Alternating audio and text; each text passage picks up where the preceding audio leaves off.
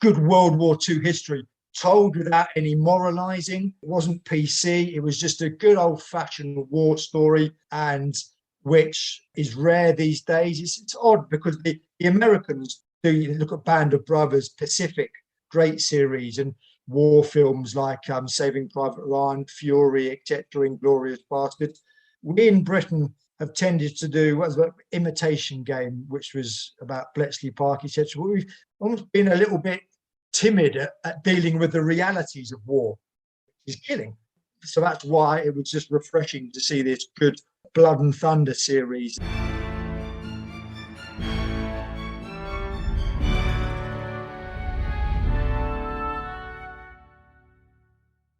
Hello and welcome to this week's pod.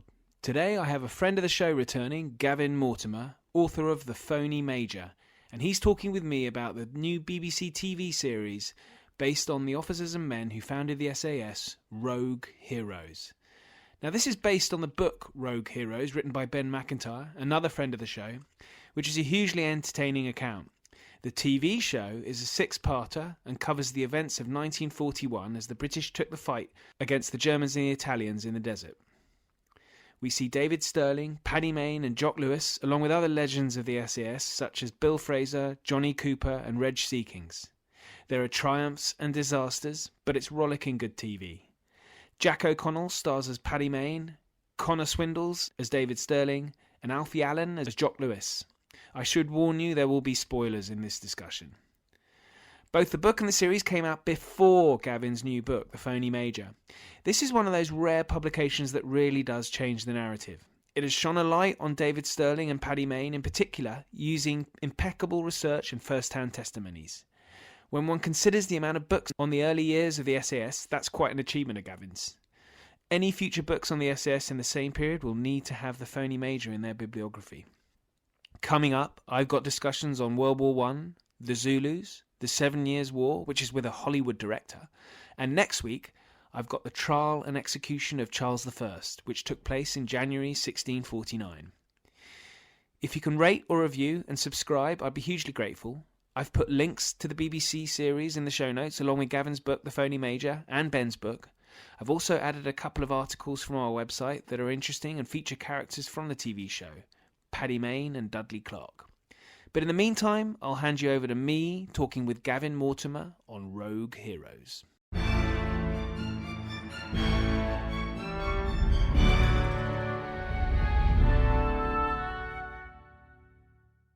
Gavin Mortimer, welcome back to the podcast. It's fantastic to have you on. Thank you. Pleasure to be here, Ollie. And we're here to talk about, it's been a bit of a TV sensation, Rogue Heroes on the BBC. And I know on the social media it's been causing a lot of debate. And I really wanted to get you on, Gavin, because you've written this book that we heard you talk about, I think it was in May last year. So listeners, if you want to go back to May's episodes, you'll find Gavin Mortimer talking about his book, entitled The Phony Major, which is a biography of David Stirling, but also goes into a lot of detail on Paddy Mayne, Paddy Mayne. And these two men, who are founders of the SAS, are featured heavily in the TV series on the BBC. And so I wanted to get Gavin on to talk about the TV show and where the TV show deviates away from historical record, and just to talk about a few other things that occurred to me whilst watching it. And I wanted to just say from the start, listeners, that I thought the TV show was fantastic and I really enjoyed it. Each episode, I kind of didn't, having read Gavin's book, Gavin, having read your book, I kind of didn't want to like it, but I did. And I think you might have a slightly different view, particularly the Paddy Mayne portrayal. But what were your overriding thoughts of this TV show? I thought it was great entertainment. Love the soundtrack. I thought they got David Stirling very well. They captured his arrogant bravado, and also the conflict with Paddy Mayne. There was a competition. It's exaggerated in the TV series because Paddy Mayne didn't take David Stirling seriously as a soldier, as a guerrilla fighter, and this rankled with Stirling, and it's very much at the heart of my book, The Phony Major, that it was only after Paddy Mayne's death in 1955 that Stirling returned to England from his exile in Southern Africa, published the Phantom Major in 1958, and created the myth of the Phantom Major. In effect, he stole Paddy Mayne's character. He slipped into his shoes, and he was the fearless, innovative, audacious, ruthless guerrilla fighter, and Paddy Mayne was this dark, brooding, depressive, misogynistic, which was actually David Stirling. So I thought they captured that very well. Other minor characters, Red Sea Kings was excellent. His sort of pugnacious, in-your-face attitude. The rather suave Johnny Cooper. He wasn't quite as callow as depicted in Heroic Heroes, but that was very good. Really pleased to see they featured the French detachment heavily, because they were integral to the development of L Detachment SAS in 1942. So that was very good. But as you said in your intro, Ollie, where I felt they really missed a golden opportunity was to delve deep into this extraordinary, complex Paddy Mayne. And he was just rather too one-dimensional for my liking. If I'm being pedantic, obviously he was 6'2", very, an international rugby player, a heavyweight boxing champion, and he came across as having short man syndrome in Rogue Heroes, just shouting the whole time. I just wanted to slap him and say, Mayne, calm down, man, for God's sake. Because, of course, what fascinated so many people, Malcolm Pladle, the L Detachment doctor, he was actually the first SAS wartime veteran I ever interviewed in 1998. What intrigued him about Mayne and is depicted so well in the book Born of a Desert, which is remains for me the definitive wartime account of SAS operations, is the fact that he was so quiet, so languid, he was so softly spoken, out of action. And then there was this astonishing transformation where he would talk about when he went off an opt, and he would say, "Cheerio, Doc, hope there'll be some good killing today." And I don't think they showed him, his love of poetry and the sensitive side sort of came out in Rogue Heroes. But I think it did, and this is where. Sorry to interrupt you, Gavin, but I think this is where I thought they did do a good job, because it was me, and I was really looking for those moments and to treasure them, because I find Mayne obviously a hugely attractive figure, particularly after reading your book. But I thought he did. I think there were many moments throughout the series where there was a sensitive side that came over. And obviously, what they were trying to say in the TV show was that he was so angry and violent because there was his loss of his friend Owen McGonnell, which I think had been quite a big impact on him, hadn't it? That death. Yeah, it may have been. We may be looking back with 21st century eyes. And it was one moment, for example.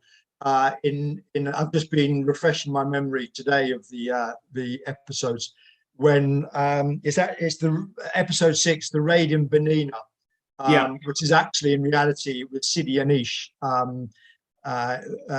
It was they merged those two, but anyway, it sort of what happened was 18 jeeps led by Stirling and Mayne went on to, and as you see in episode 6, and they drove down the runway, opening fire on the aircraft, killing quite a few Axis aircrew, and they're all, a little shocked about at the end about the carnage they've inflicted. But that never came across to me, and I spoke to 3 or I 4. wanted to ask about this. This is interesting, right? None of Yeah, them. no, I mean,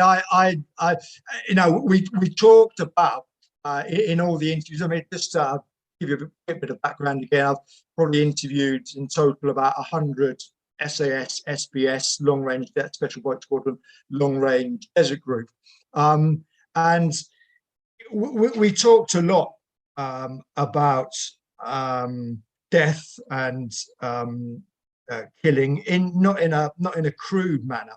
But one thing they did say, and a lot of it came up because, of course, from October 1942, Hitler issued this commando order whereby any captured special forces were to be executed.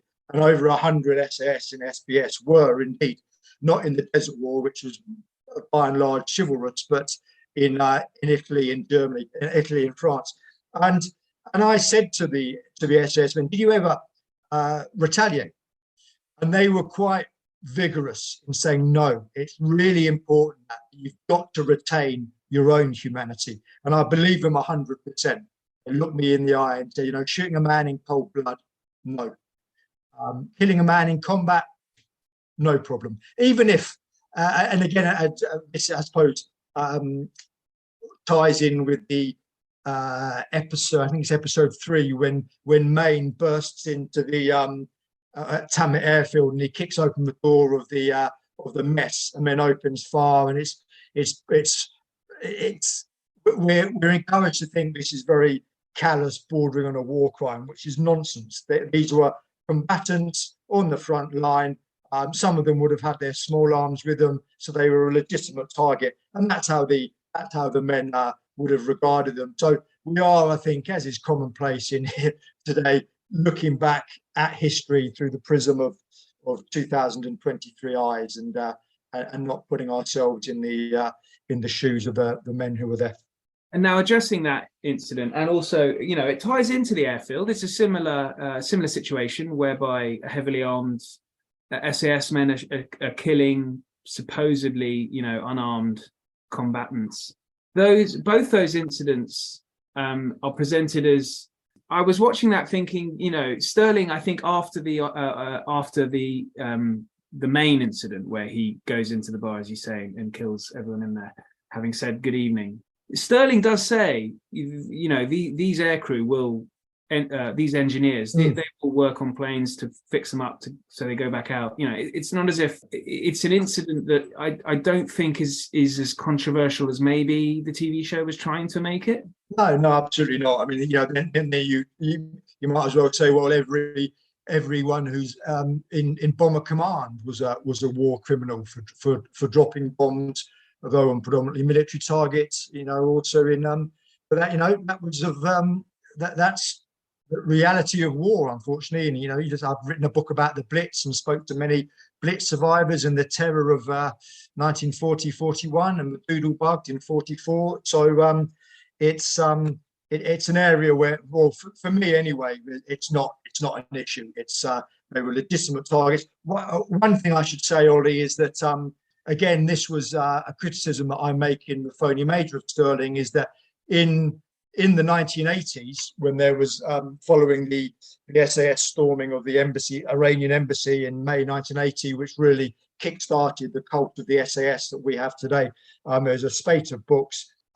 Stirling said that it intimated really quite strongly that what Mayne had done was in shooting the aircrew when he kicked down the door was very callous. What he didn't mention was 6 months later on the raid in Benina, when in reality what happened was it was just him, Johnny Cooper and Red Sea Kings. And it was the first time, actually, 7 months into the operations of the SAS, that Stirling actually met with any success. It had been Paddy Mayne and Bill Fraser who'd carried the L detachment in the first 6 months. They got onto Benina. They planted some bombs in hangars and a couple of aircrafts, and then as they were leaving, they saw a Nissan hut, and Stirling kicked open the door, and it was actually a dormitory full of sleeping men, and Stirling rolled a grenade along the floor. Now, if we're going to have an argument about callousness, what's more callous? Mayne kicking open the door, men looking him in the face and opening fire, or what David Stirling did, which is rolling a grenade along the floor as men slept. So, but again, I would say that they were combatants, and that's guerrilla warfare. It's not, it's not cricket. It certainly isn't, and I think that is shown really well in the show. Now, one thing that, whilst we're talking about Mayne, he is portrayed well by Jack O'Connell. Jack O'Connell, he's got into the part that has been given to him. It's a great portrayal, but there's a kind of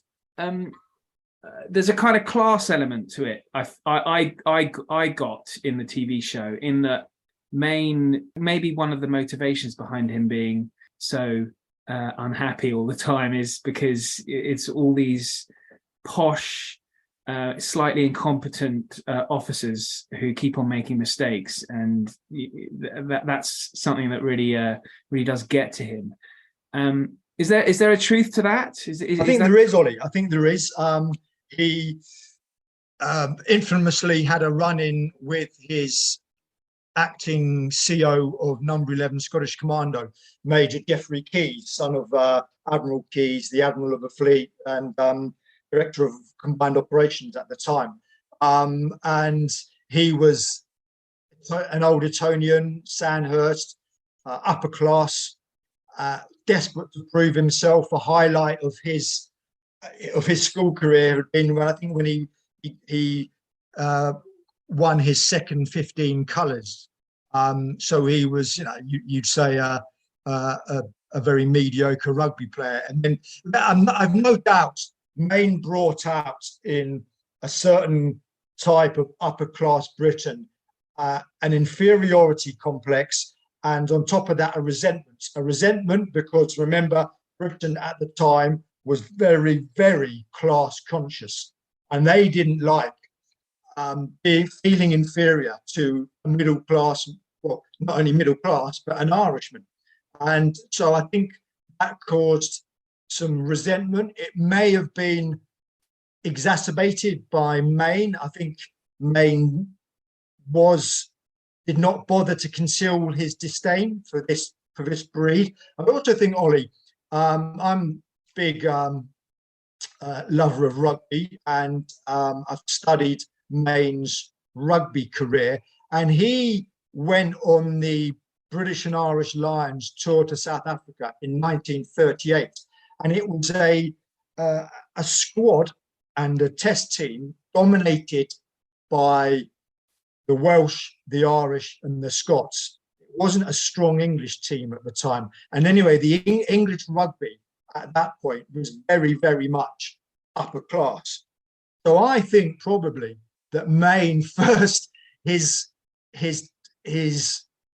contempt is too strong a word, but his dislike and his lack of respect, or particularly, I know strictly speaking, Stirling was Scottish, but he did speak with an English accent, and but it stemmed from a lot of his rugby encounters when he, Ireland, for example, beat England at Twickenham in 1939. I think it was the first time in about a decade. And so I think he just thought, these English upper class, there's not actually much to them physically or mentally. And so he brought that lack of respect into the army with him. And it didn't help that Stirling, after the death of Jock Lewes, which really, I thought, by the way, Jock Lewes was very well portrayed in Rogue Heroes, and they got his intensity, and he was indeed deeply in love with this woman, Mirren, and he was vital for David Stirling. And when he was killed New Year's Eve 1941, that exposed him even more, if you like, to the fact that Paddy Mayne by this time had become the de facto leader of the SAS. Stirling was spending more of his time in Cairo at his brother Peter, who worked as third secretary at the British Embassy. So he was spending most of his time there. Paddy was at Cabrit, 80 miles east, where the L Detachment were based, drinking in the sergeant's mess, playing touch rugby with them, playing basketball with the French recruits. And so how did Stirling overcome this widening gap between himself and the SAS? Well, he recruited people of his own class. So Randolph Churchill, Fitzroy MacLean, George Jellicoe, Geoffrey Alston, and then Carol Mather, Stephen Hastings, etc. So some of them were good. Jellicoe, superb. Hastings and Mather, not too bad. Churchill, a disaster. Fitzroy MacLean, very courageous, too regimental, didn't last long in the SBS. So that's what Stirling did, and of course that antagonised. I think that really was that was the final parting of the ways with Paddy Mayne, if you like. So you had increasingly two distinct camps. Paddy Mayne, Bill Fraser, who were number 11 Scottish Commando, and a lot of the Jeff de Vivier, Bob Tate, Jimmy Story, who came from 11 Scottish Commando, and then the Stirling and his upper class chaps, and the men who'd come from the Guards Commandos, people like Pat Riley and Johnny Cooper.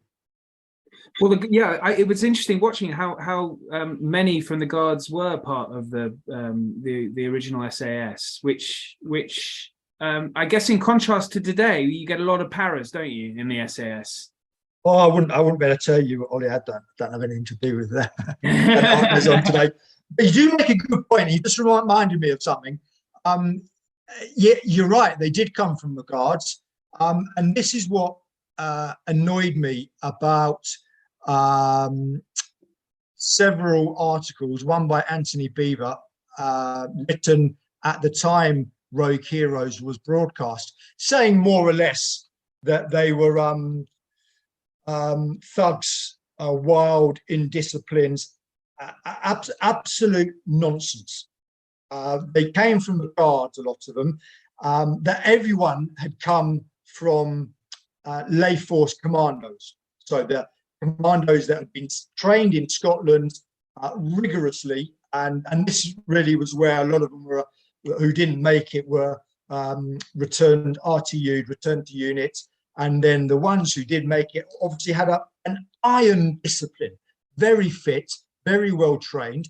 And this idea that's been put around, unfortunately, by people who should know better, that they were misfits and renegades, it's just not true. And it annoys me because it's disrespectful to the men themselves. So yeah, I mean, I hope I can quash that one, that they were fiercely disciplined, and this went on throughout the war and enabled them to transition, if I can put it that way, from a desert private army to then in 1943 a commando force that took out a battery in Sicily, captured an important naval base in Augusta, also in Sicily, and then landed at Bagnara and Termoli for operations where they really showcased the very best of their discipline, their training, their initiative, their audacity. And then, of course, they reverted in 1944 to much more special forces, parachuting into occupied France, deep in France, central France, and working, training the Maquis, working with them to disrupt the German lines of communications and impede reinforcements getting to Normandy. So they were not renegades, they were not rogues, they were a very, very, very highly disciplined and well-trained force. So there is one other part of Paddy Mayne that I want to talk about before we move on to. I'm quite keen to talk about Dudley Clark as well, actually played by Dominic West. But Paddy Mayne, in that there are hints. They're quite slight. Maybe this is me, but there are hints that there may have been some kind of homosexual leanings towards his great friend Owen McGonagall. I don't know if that's true or not. It's very lightly hinted, I think. So maybe some viewers didn't even pick up on it, and maybe it's just me. Yeah, no, I mean, I think it is. These rumours are totally unsubstantiated. I did ask several veterans, Johnny Cooper. It came up in the conversation. They said they'd never seen any evidence of that. Bill Fraser was homosexual. And didn't really make much of a secret about it. The men knew, didn't bother them because he was such a fine officer. I've never seen any evidence of any homosexual leanings of Paddy Mayne. I know that it came out in the book Rogue Warrior in 1987. All I would say about that book is that several of the SAS veterans I spoke to turned up holding copies of it with passages marked, which, as they told me, were absolute bollocks in their words. And they knew that because they'd been there. Similarly, David Lloyd Owen, a distinguished long-range desert group officer, in the LRDG newsletter following the release of Rogue Warrior, which I think was in 1987, said that while he'd enjoyed parts of the book, he was disappointed to find 2 cases of where the authors had deviated from what he'd told them. So I would treat that book with a certain amount of skepticism, as I would the rumours concerning Blair Mayne's sexuality. So Dudley Clark, who is played by Dominic West, it's a hilarious role, and we first see him in a dress with lipstick. And I just wanted to understand his role in the establishment of the SAS. Is he as presented in the TV show very useful in helping the senior command in Cairo to have it set up? There is the line of thought that he was. I disagree. I think in my biography of David Stirling, I mentioned him briefly twice. As I say, it was David's brother. His big brother, Bill Stirling, 4 years his senior, who was really the brains behind the SAS. Dudley Clark was there. He was a very unusual character. He was a military, a great military theorist, as was Bill Stirling. But it was one shouldn't forget that the SAS didn't really fulfil their potential until 1943, as I said earlier, with Paddy Mayne, but also when Bill Stirling raised 2 SAS, and they performed some extraordinary operations, parachuting into northern Italy in 2-3-man teams and destroying the German lines of communications, trains, and ambushing convoys. So I mean, also amphibious operations coming ashore, blowing bridges, etc. So I don't subscribe to the theory that Dudley Clark was instrumental in raising old detachments. He was a cross-dresser apparently, but I think his role was overstated, and it was Bill Stirling who, just very quickly, he was in SOE, Special Operations Executive, in 1940. And he went out to Cairo with SOE again in a mission led by Peter Fleming. He was so disgusted with the disorganisation of SOE. He went back to the Scots Guards, his parent regiment, for a time. And then he was headhunted by GHQ in the summer of 1941 and ended up working as the advisor, the aide to Lieutenant General Arthur Smith, who was the chief of the general staff, so second only to Wavell. And that is how the SAS came to be. It was a combination of David and Bill. The idea, this story that it was David who broke into GHQ, very, very audaciously to thrust his idea into the hands it's a wonderful story, but it's absolute poppycock. It's with a case of champagne. Yeah, that's right. Yeah. Which must have been warm, and so drinking warm champagne in Cairo, that's one bit that I didn't like. So that's interesting. Okay. Now the other thing we must talk about Randolph Churchill. First of all, I think it's episode 2. You get the training, which I guess is a precursor to the famed SAS selection of nowadays. In the training episode in the TV show, they're hiking across the desert, not given much water. They jump off jeeps at 30 miles an hour to simulate parachute jumps. Presumably there was additional training because the people who did join, they were already proficient in their own regiments. Was there additional training just like this, the TV show showed it? It was, yeah. I thought that was very well depicted, Ollie. The training, I love the scene where Stirling and Lewes experiment with the parachute when they tie the static line to the seats and then just jump out, and they that happened. Stirling was badly injured. Lewes actually was injured himself the next day.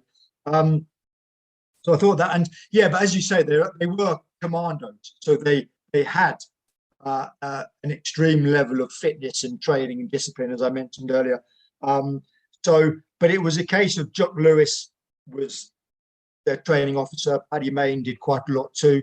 Stirling was in Cairo a lot of his time, actually, quite rightly, overseeing the logistical side of things. So it was Lewes and Mayne, but there was a lot of particularly demolitions. The famous Lewes bomb, which they used to destroy the aircraft, and yeah, that's right. Working out the water intake and how far really the body could go with minimum water and limited food. And that was, yeah, it was very, and then they increased loads on their back to I think about 60 pounds, and then they had a final dress rehearsal when they stole onto an RAF field and laid dummy charges on several aircraft, and they did it undetected, so that was a bit of a boon to their confidence. That was really well done in the series, I thought. Yeah, absolutely. And the other thing that they did well, it was the first operation, which was a complete disaster. And the parachute jump in a sandstorm, I think when you see these highly trained, highly competent commandos, SAS men, being in this helpless position of being dragged through this terrain of thorn bushes and rocks, it's just that was a hugely powerful. I found that extraordinarily well done. Best moment of a series for me, Ollie. I thought that was brilliant. I interviewed Johnny Cooper, Jimmy Story, and Jeff DeVivio, who were on that night, and they described it exactly as you saw it on TV, and that's right. It was really just a question of luck. There was one soldier, Sergeant Jock, who distinguished himself with 11 Scottish Commando, Paddy Mayne's unit at Litani River in Syria in the beginning of June, and was considered arguably the one of the most accomplished soldiers in our detachment. He broke his back on that first raid, and that was him finished. And Johnny Cooper telling me that it was totally out of your control. You were just bouncing along the ground, over rocks, cutting yourself, and through scrub until finally your chute caught on something. And it was most of them in Stirling's stick, for example, of 10 men. I think only Bob Tate was uninjured. Stirling had several bruises, and the rest of them were also walking wounded. So it was a disastrous operation, and you got that in the series. It was fantastically well done. And later on, so that's after the first operation. I think in episode 5 and 6 we get the inclusion of the French, and Mayne is assigned to train them, and which I think Mayne was not happy to be given a training role, was he? No, he was furious, quite understandably, and I do think that as is shown in the series, that it was Stirling's attempt to sort of in effect, leaving, in a sporting analogy, leaving on the bench so Stirling could go and score a few goals himself. And I'm not surprised that Paddy Mayne was resentful, and of course, also it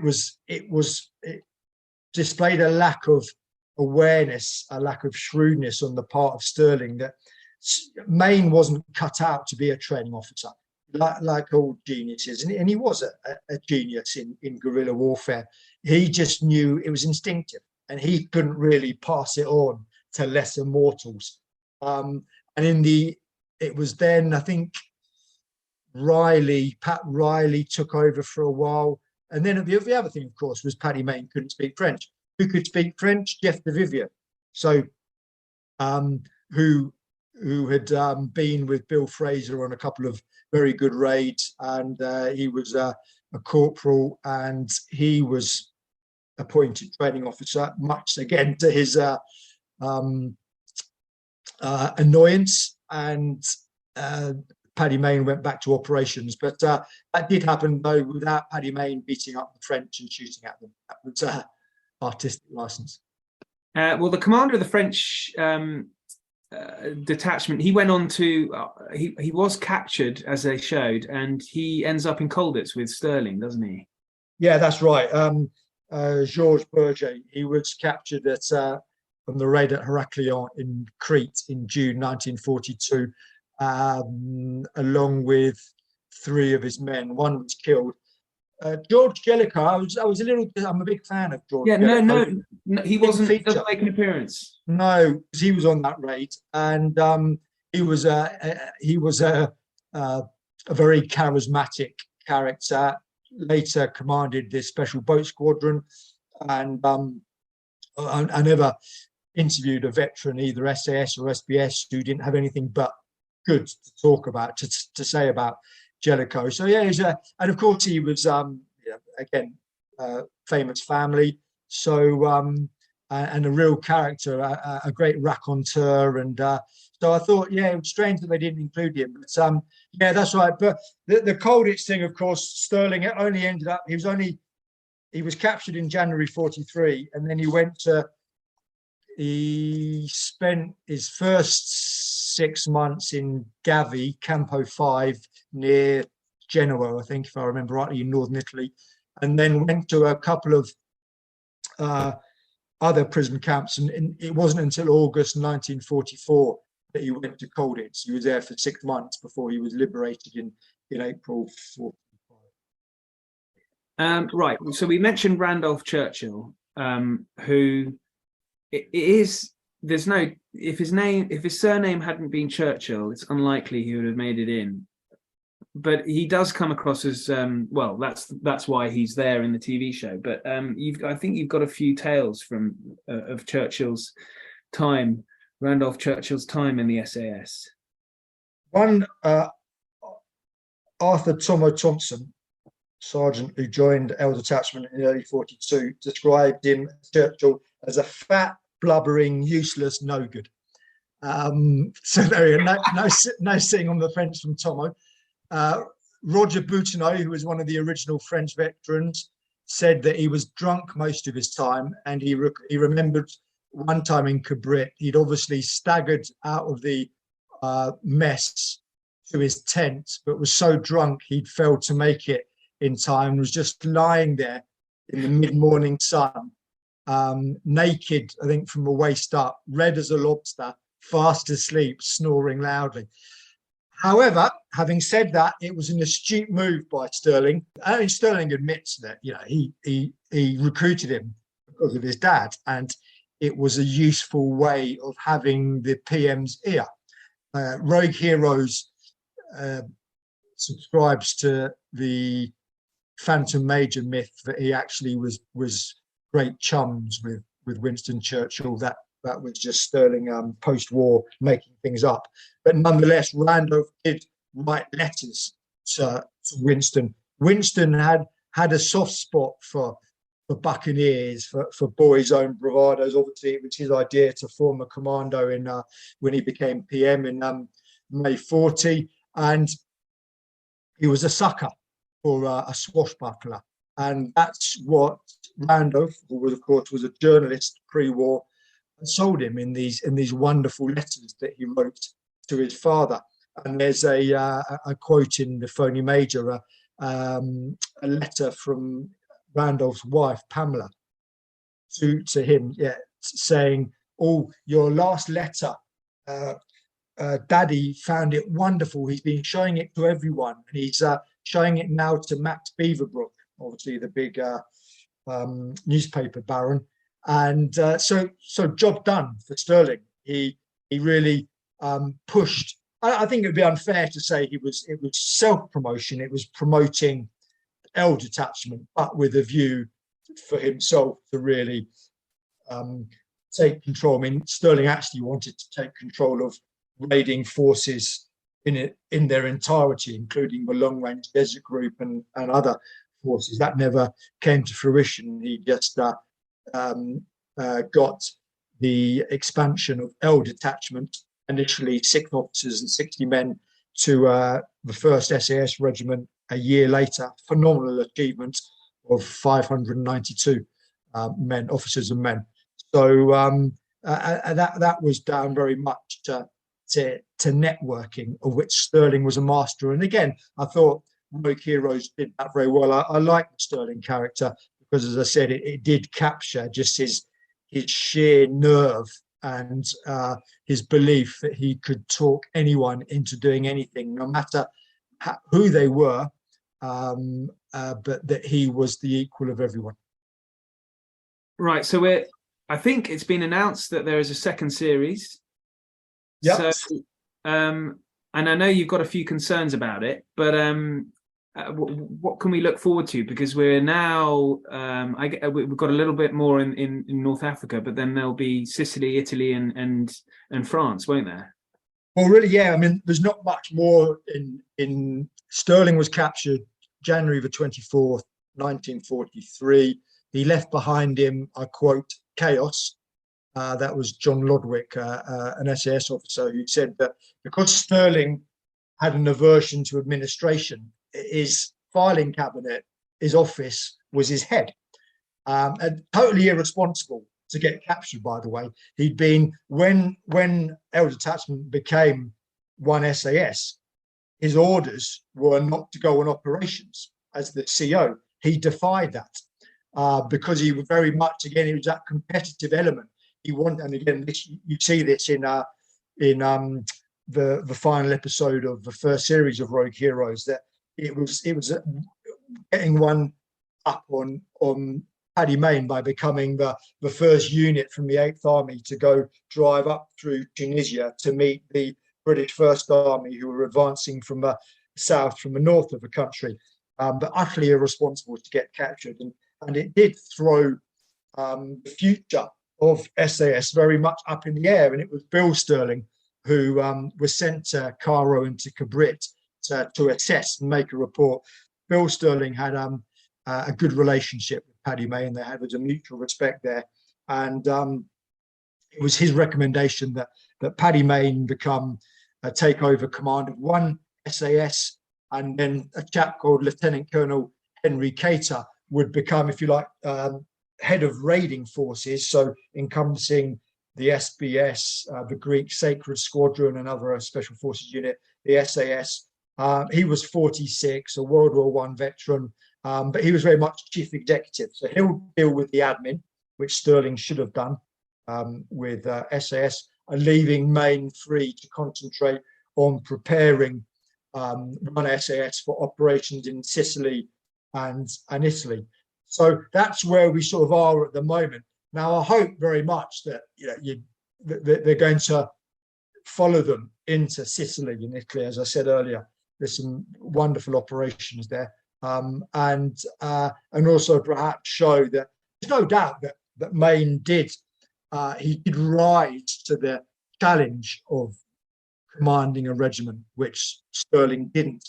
And he, the way he organised one SAS, trained it, prepared it physically and mentally, cultivated competition. It was split into 3 troops. It was one. I suppose again, I think Mayne's sporting background was very actually more important than we think in his career as a soldier. He took many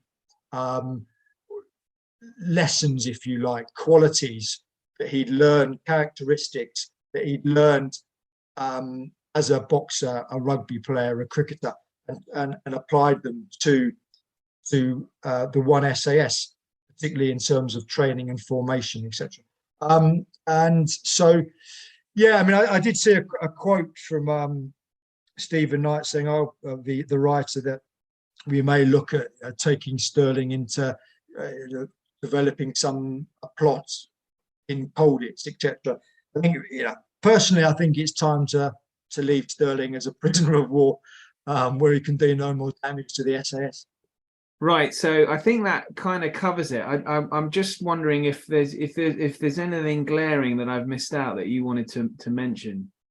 No. I think it's been quite a comprehensive discussion. Really, we've covered most things. I just made a few notes here. Whilst you're doing that, I'm going to list out the bands that have appeared, and this is just a few. You've got AC/DC, Black Sabbath, The Cure, The Stranglers, The Clash, Saxon, The Damned, Sham 69, The Stooges, and George Formby and Noel Coward. Motorhead. And Motorhead, yes, that was in the final episode, wasn't it? Exactly, that's right. Yeah, one of my favourite songs. Brilliant. Yeah, and the soundtrack was great, and there was some real footage as well. I think there was, wasn't there? Yeah, yeah, I really like that. That went really well. Yeah, and I think in terms of kit and equipment, etc. I think that they did pretty well on that too, and so I think there are some pedants and purists out there who disparage it excessively, in my opinion. I think it did a good job. It raised awareness of not just the SAS, but sort of, if you like, just good World War II history, told without any moralizing. It wasn't PC. It was just a good old-fashioned war story, and which is rare these days. It's odd because the Americans, do look at Band of Brothers, Pacific, great series, and war films like Saving Private Ryan, Fury, etc., Inglourious Basterds. We in Britain have tended to do what was an Imitation Game, which was about Bletchley Park, etc. We've sort of almost been a little bit timid at dealing with the realities of war, which is killing. And I thought, so that's why it was just refreshing to see this good old Blood and Thunder series. And yeah, I mean, historically, it wasn't perfect, but it says that at the beginning, doesn't it? It's based on true events. So I think, I enjoyed it, and I'm looking forward to season 2. But I just hope, as I said right at the beginning, Ollie, my one hope is that they bring more nuance to Blair Mayne. Well, they made the TV show before your book was published. And so now that they will have your book in their hands, I'm sure that's what will happen. Gavin Mortimer, thank you so much for your time. Ollie, it's been a pleasure. Thank you. So as I mentioned there, it is a great show, and what a treat to have Gavin's take on it.